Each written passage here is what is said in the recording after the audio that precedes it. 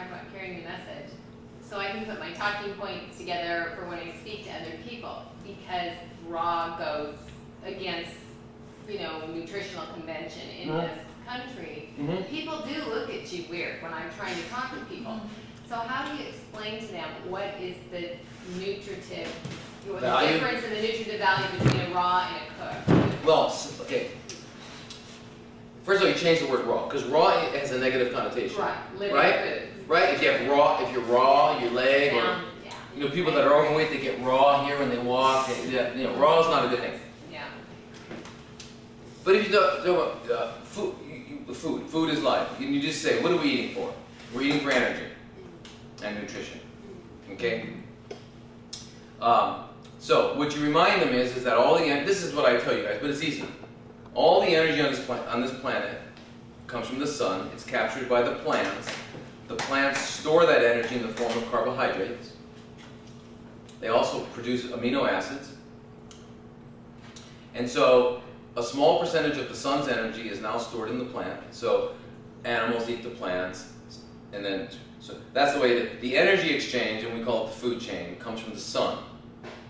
And it goes all the way down. And we know that the further we get away from the sun, the shorter the lifespan, the weaker and the less endurance. Right? You got the redwood trees, 2,000 years right there in the sun. Okay. Then you get down to bacteria with a microscope. Every hour they have a new generation. So that's the chain of events. We're eating for energy. Okay. You can go buy this. It's a potato clock. You can go online and get a potato clock. We finally got the one that's working. Potato clock. Put the potatoes in there, or you can put apples. You can put celery. You can put anything that is in its natural state, which is called living. Plug in the electrodes and it works. Bake the potato, doesn't work. So if we are eating for energy, in fact, don't we say that to each other? You need your energy. How much energy can you get from a corpse? I'll admit. From a corpse. From a corpse. You can't get a lot of energy from a corpse unless you're like a maggot. Maggots are really good at it, but but we're talking about a corpse that still has living flesh. I mean, still the flesh is still alive. Okay, you'll never meet a, you'll never run into a hyena that barbecues. Okay, so you ask that person, say to them,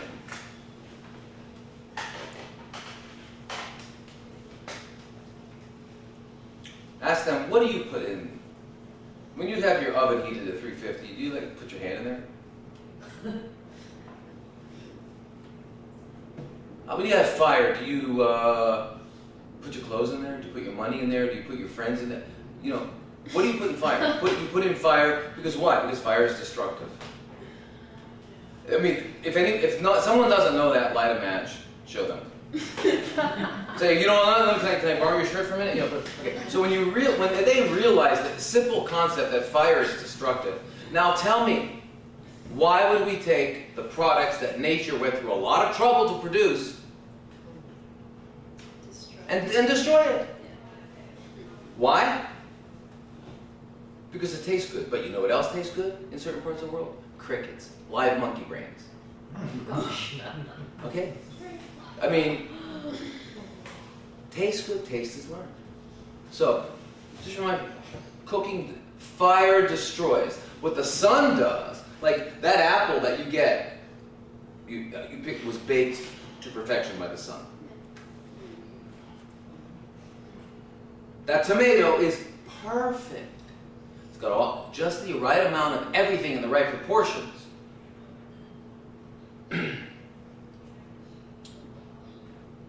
It should be a simple argument.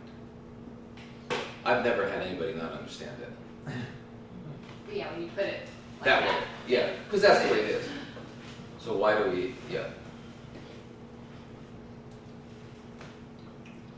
So the trick is this. Since we're addicts, what I'd like you all to do is seriously, on your own or with your spouse, write down your favorite foods that you love to eat.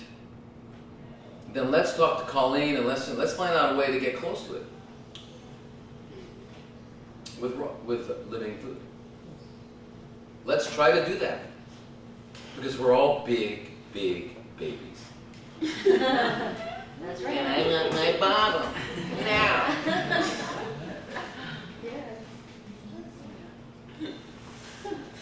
But look, let's do that. Let's find ways to satisfy whatever it is in us, whatever our tastes are. And to think that you can't digest raw food or living food is, well, first of all, you realize that what we're thinking, the brain, if you do a scan of someone who's thinking versus sleeping, they have different waves, they have a different thing going on.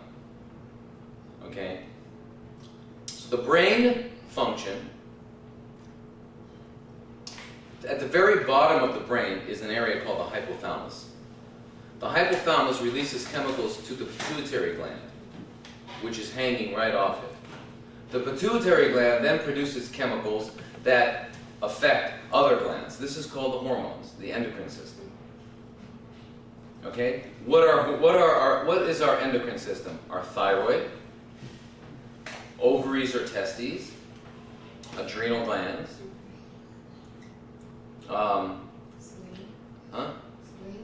spleen.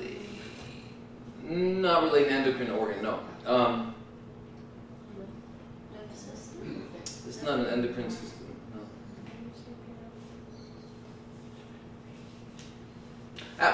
Actually, the kidneys produce a hormone, the heart produces a hormone. A hormone is defined as a substance produced in one part of the body that has its effect elsewhere. That's how you define a hormone. Okay? It's different than a cell that secretes something that has its effect locally. So it's different. Like, for example, there's apocrine glands, and that's what they do. They have an effect locally. Acrine. There's different kinds of glands. By the way, just as an aside, I don't know. I just like to share my asides. Apocrine glands are what is responsible for. They have a function of lubrication, but they also produce what we call body odor. And they are concentrated in our axilla, our armpits, our groin, and one other place that you'll never guess.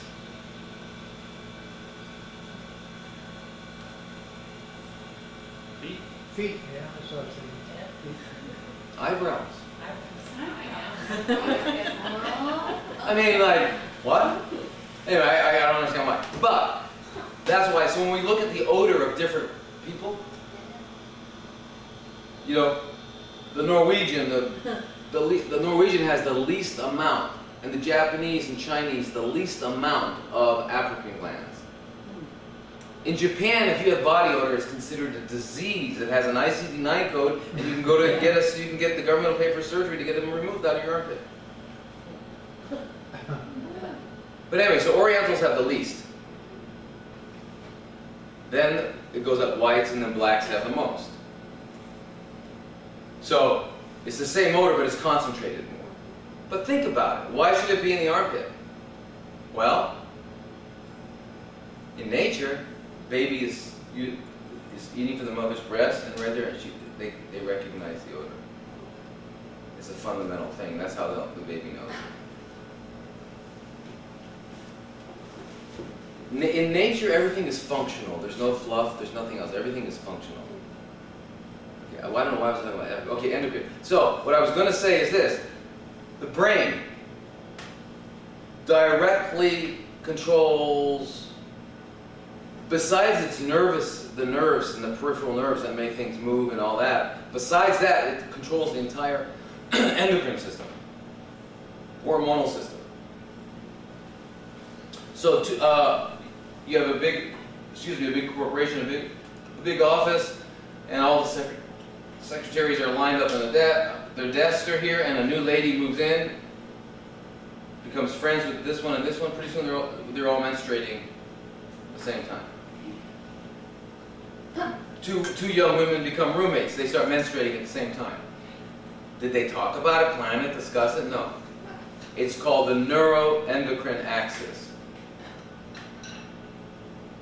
So therefore, if you're eating food and hating it, you might as well not eat it. Yeah.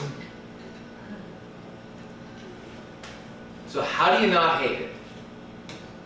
Well, you need to know. Once you know, like, for example, dinner is served.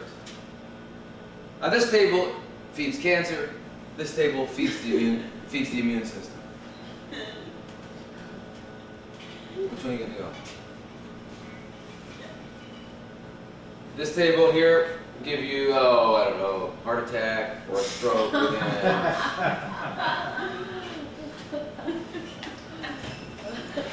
So, but you know what? I talk to my son. I talk to other people. You know what they say? I don't care. So you know what God says? 6 months. Do you care now? Yeah. Because we don't care. The gift that we're born with is called health, life. And so what are we saying to the intelligence that permeates the universe called God? You know what we're saying? You all know what we're saying?